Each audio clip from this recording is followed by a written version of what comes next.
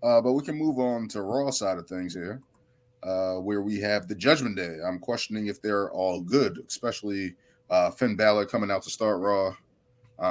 Basically saying, yeah, I still want a championship match. I didn't get that opportunity. I lost my opportunity, but it's because of Damian Priest. That brings out Rhea Ripley and Dom, basically trying to play a little bit like a mediator, middleman in between those two, get them to come to grips with each other, understand that they need to be a team, still be a faction, kind of get on the same page between those two. Seth Rollins makes an appearance, kind of setting up a match between him and Dom. That doesn't even get started.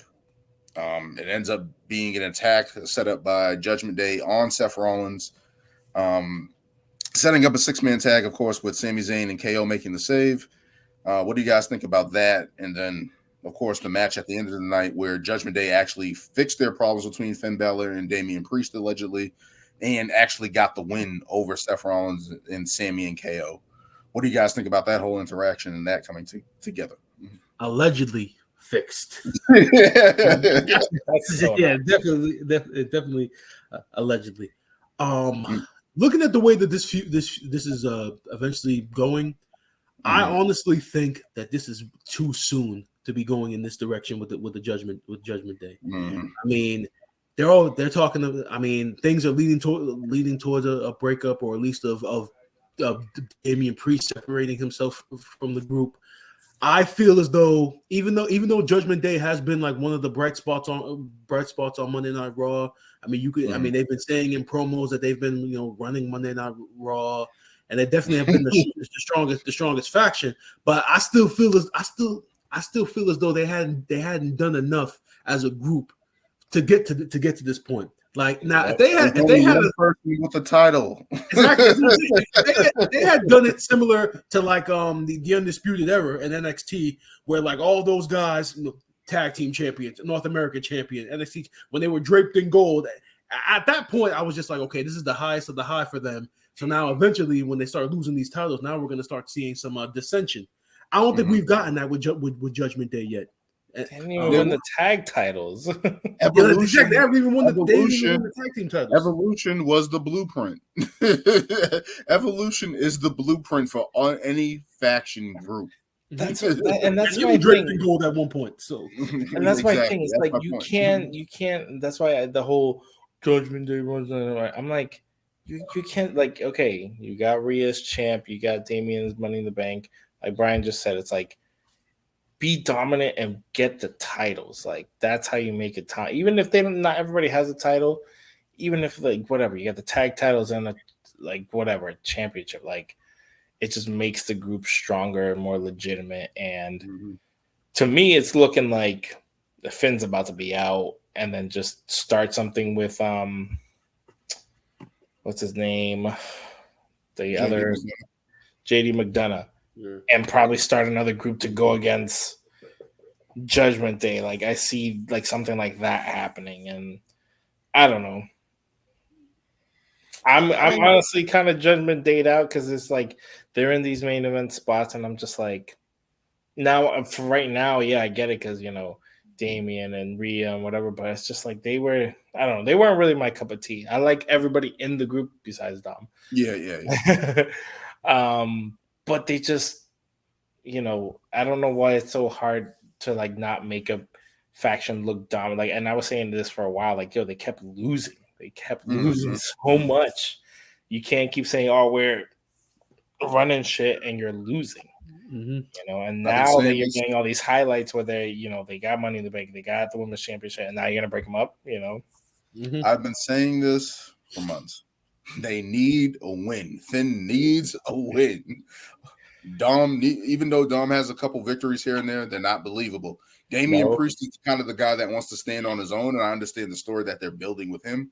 I like that part of it, because it's like, okay, we're getting Damian Priest, probably a solo run at some point. He has the Money in the Bank, so that's continuing his build and extension into the main event level. Cool, I like that for him. But overall, the group as a whole just isn't dominant. I like that they're featured every week. I like that they're actually getting some type of wins there as a team there, as we saw. But it's just like, at some point, You got to start kicking people's asses. You got to start winning titles. You got to start owning shit. And that hasn't happened. The only person that's really owning shit is Rhea Ripley. Yeah. But she has no challenges. So now even her run is starting to feel a little flat. So it's like, okay, we got this dissension between Finn and Damian, and it's like this probably shouldn't be breaking up as soon, but it's like we understand what they're doing with Damian Priest. It's like what they're doing with Finn Balor. It's like what direction he goes, because it's like he didn't win the title. Is he going to start a new faction, like Lewis said, like with JD McDonough? Maybe he does like some type of duo with him. That would be cool, a different direction for him. But it's like overall, the Judgment Day is just like it's like what it like. You guys got to start winning and building something here. But I do like that they're actually fixed that rather than trying to temporarily put a Band-Aid on the situation rather than just break them up really fast. Yeah. So hopefully they continue to drag that out at least a little bit, because Damian said, "I will never cash on you." But bullshit. But okay. But he was like, but either way, we got it. So I guess they're saying, hey, if you lose or whatever the case may be, you get another title shot. If you lose, I'm going to cash in and win, and we'll see what happens with that. I'm just interested to see how that plays out. At least they didn't break it up yet. Yeah, thank God.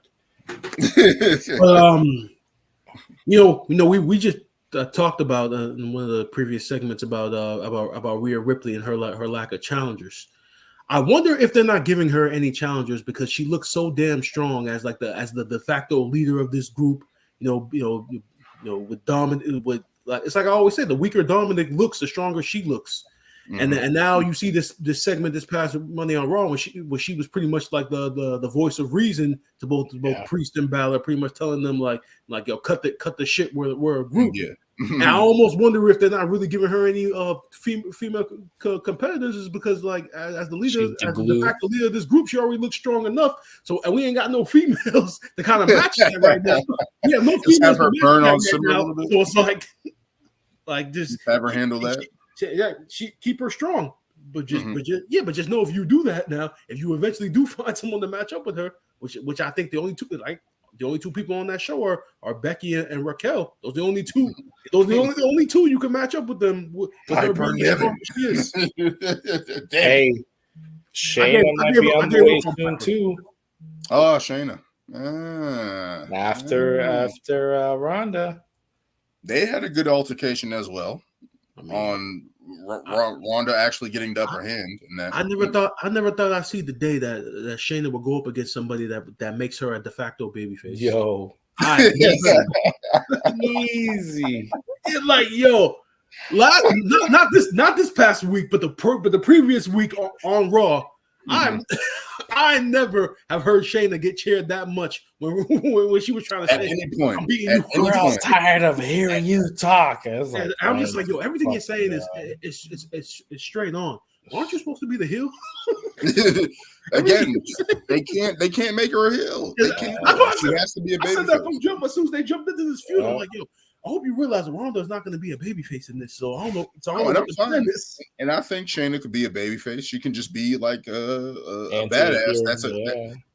And she can just be a competitor and just be like, hey, I want to win titles. I want to be competitive. I want to win. She can play that angle. She doesn't have to do much. Like that's why I feel like they've been holding all these women back in certain aspects, and she's been one of them for a long time. I'm like, she's good in the ring.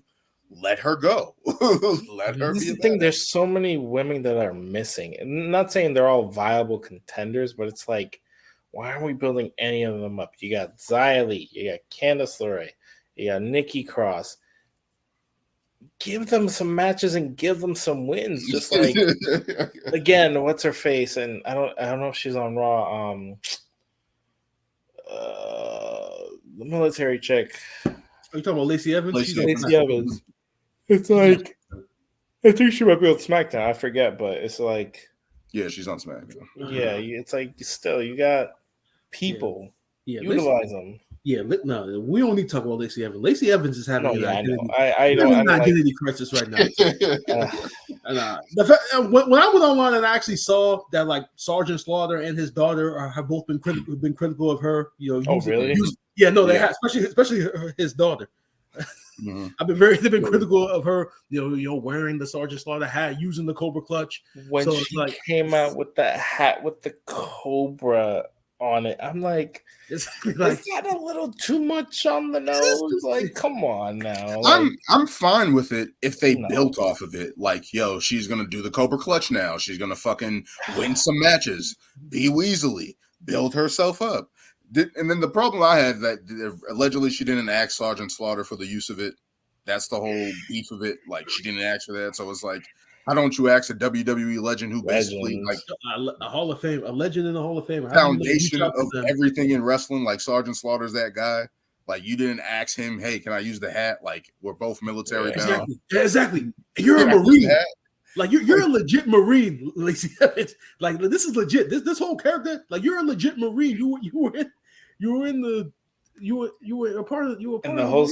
It's crazy to think that it's crazy to think that her best work was probably when she first debuted as the sassy Southern Belle. Yes, she was actually knocking chicks out, and people were like, "Okay, you're a heel, but you're actually believable." Like, you're getting wins, and now it's just like you had this whole sympathy thing, and then you flipped it super fast, and now that was terrible. Again. That was terrible. They could have easily built off of that, and I don't know why they hit the switch so fast. She should be on Raw.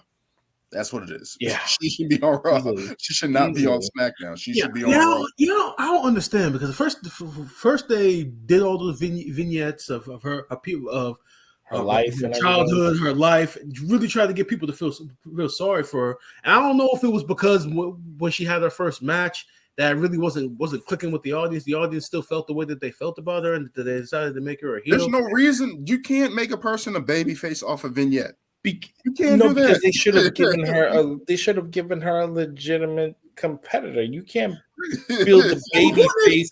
You can't build a baby face off a jobber. Unless you do it right, but it's the point is, like, they act like we don't remember this. We don't remember this. Like, they act like we don't remember what she was. Can we rewind this real quick? Like, it's like, yo, we remember her being a heel, and now all of a sudden, after having a baby and getting pregnant, we're supposed to just forget about all that, and now she's the honorable Marine. It's like, yo, like, no, people remember how she was as a heel, slapping people, punching, slapping people. And if anything, you could have touched on that, but like, now that I'm a mother, I think about how I was easily could have been like, hey, I remember how I was raised, and I had this difficult childhood, and I want to be like, you could have easily pulled the goal, but I want to be a superhero to my daughter, like, easily. You easily could have done something like that. Oh man! But no, like, I don't. And that was my thing. I actually like that whole vignette. I just don't know why they flipped it so fast. I don't know if they were reaching for some type of pop, but it's like, I don't even know who she faced in that first match. It might have been like Aaliyah or something. No, but my whole thing is that if they were going to do that, have her run in and help somebody who was getting beat up. Like, that's how you tag somebody. Yeah. Or have her get cheated out of something and she goes after that person or something. Yeah. There's no, like, as you guys said, she can't beat a jobber and then try to be like, hey, I'm a babyface now. Like, that's not happening. I just beat this weakling. Like, no, you suck. Like, I just again, like, she can be good. I think she's good in the ring. I think she has a cool personality when she first came up. And I thought that whole sassy Southern Belle worked when she first came, because it was like, oh, she's fucking a heel, slapping people. She's arrogant. She's fucking talking shit to people. Like, but she went and had Ric Flair's baby. Terrible. And that's where it went. Again, something we all don't forget. You was letting Ric Flair plow, man. I can't believe they did that. Like, I don't know. I digress. Yeah, Ric Flair in there, man. He's still going. Like, how do you sign up for that? Like, how do you agree? We think this is gonna work. Like, what is this? Dawn Marie and Tori Wilson's father? Like, exactly. Matter of fact, since we're talking about confusing storylines, did you get a chance to see Alpha Academy and the Viking Raiders? That little segment they had. I didn't see all of it. I know you guys. All I know is the segment ended with the Valhalla taking the varsity one of the varsity jackets that I guess Maxime Dupree was supposed to get. Yep. And so she walked off with that jacket. I thought two things. One, this is definitely a Bruce Pritchard idea.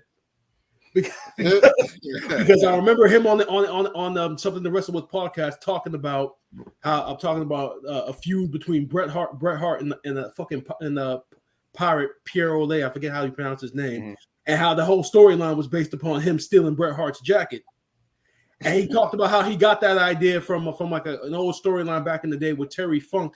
How Terry Funk had a varsity jacket, how he had his jacket stolen. So they took that feud from there. So as soon as I see her walking off with the jacket, I'm like, yeah, this is Bruce Pritchard's idea. This is what happens when you don't have any tag titles to compete for. My God. Hey! The tag team champions were on Raw. I'm like, when are they going to defend the titles?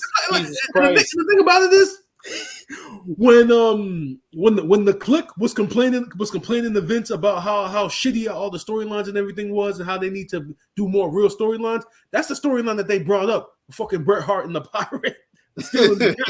So if they brought that up, why the fuck are you still using that as an idea in 2023? Like. Hey, we don't got nothing for these guys. Let's use this old one. It's like Alpha Academy should be battling. I don't mind them battling the Viking Raiders because that's fine. You need guys to wrestle each other. It's actually been quite entertaining, but it's just like, why are you guys doing these type of segments? And I understand they're funny, they're lighthearted, they're comedy acts right now, but it's like you can at least make them kind of go after the titles or something. The Viking Raiders should, like, from the point they came back, they should have just gone back to like raiding tag teams. Doesn't matter who it was, just take them out. Or even right now, just like for SummerSlam, give me a tag team tournament, something. It's just like they're waiting for the fall for that. They're waiting for the fall. I don't know. They gotta be, because it's like you guys can't keep. It's the bloodline, man. I'm telling you. Okay, but like at this point, who are Sami and KO even facing? Nobody. Not Imperium. Not the Usos. Not the New Day. So it's like you got the tag teams. They're in the feud with Judgment Day now, aren't they? I thought it was Pretty Deadly, wasn't it? Oh, no, they beat Pretty Deadly on SmackDown. So the tag team tournament. What are we waiting for? And they have both titles, so they're on both brands either way. So what does it matter? Exactly. They can easily just do a tag team tournament between Raw and SmackDown, and then just have them face Sami and KO. I don't know what they're doing. There's a lot of stuff that I'm questioning. That's a big hole in my. I'm like, yo, separate. Get some actually type of matches happening and building towards something. Because it's like you guys need something after SummerSlam, obviously. Because whatever happens with Roman Reigns is going to happen. Whatever happens with Seth is going to happen. Whatever happens with the Money in the Bank contracts is going to happen at some point at SummerSlam or around SummerSlam. It's like build the rest of the fucking roster, and we love it. And that's what I heard. I heard that DIY was supposed to basically come back together. Yeah, that's pretty much the face. But now they're not doing it. And I'm like, oh, they're not? I don't know. Supposedly they're not, or they're like changing it or saving it for later. I don't know. Where the hell is Johnny Gargano? First they're saying he was hurt. Now they're saying he's been healthy since they were. Didn't he have a vignette? That was back in like what 2 months ago? That last week? I thought he had like recent weeks, like the past couple weeks. Did he? Yeah. I mean, if he did, I didn't see it. I mean, if he did, it slipped our minds. But it's like, where the hell is? But it's like that should be happening. Like DIY should be forming back. It gives those guys something to do. They can battle for the tag team titles. KO and Sami versus DIY or some variation of that, or a triple threat, or if you want to do something, would be dope. Why aren't we getting that? And I understand they're probably trying to build that after SummerSlam, but it's like you guys can start planting the seeds now and building towards that. I think there's so many tag teams that aren't being used. You literally got Alpha Academy, Viking Raiders, Street Profits, Gallows and Anderson, fucking Pretty Deadly now. LWO, Imperium. LWO, like, Imperium. like yeah. Teams wants they're deep. It's just one set of have time. nothing to do. Nothing. Hey, come to work, but you're not going to work. Like, wait, so I'm just getting paid to stay in shape. We might need you, but don't count on it. But we might. You, so just chill over here in catering, and then we'll. We got sandwiches. We got club sandwiches. Yeah, just chill. We'll get some prime rib. We promise. That's why Xavier Woods is doing all up, down, down all the time. All those guys are in there playing video games. Bro, hey, might as well make some YouTube money, right? I mean, he might as well. Shit, this dude's literally sitting on his toes, waiting for his two boys to come back. So he might as well. No, he's fine. But I'm talking about in